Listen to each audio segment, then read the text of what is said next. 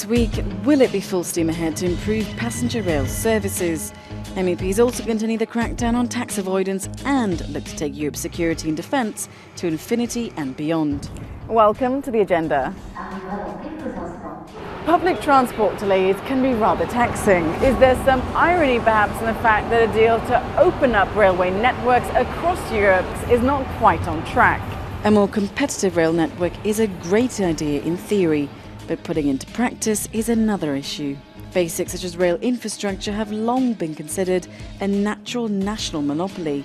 Not all EU countries are gung-ho about liberalising their rail networks to EU-wide competition, and they want long transition periods for the rules to take effect. Many member states also want to maintain the right to directly award public service contracts. So can a deal be struck?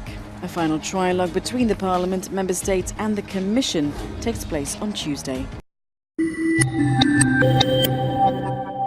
The Panama Papers leak is the latest scandal that throws a spotlight on aggressive tax avoidance and no doubt provides further fuel for Parliament's Special Committee on Tax to call for legislative change to taxation laws. Monday will see a meeting with the representatives of national parliaments to see whether greater institutional oversight could help crack down on tax evaders.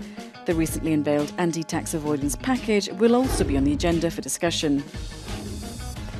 Could our security here on Earth be governed from space? Satellite systems already provide critical information for civilian and military purposes. Plans aim to promote EU space programs like Galileo, a satellite navigation system, and Copernicus, an early warning system, and have them fully operational and provide for their long-term finance.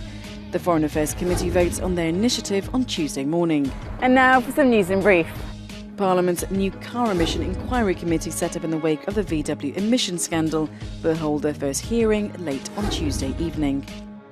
Do you have the right skills for the new era of digital technology? EU Commissioners Marianne Thyssen and Thibaut Navracsics will discuss a new skills agenda with MEPs. Discrimination against women persists in the workplace, in higher education and when they have families. MEPs vote on a draft report to reverse the trend.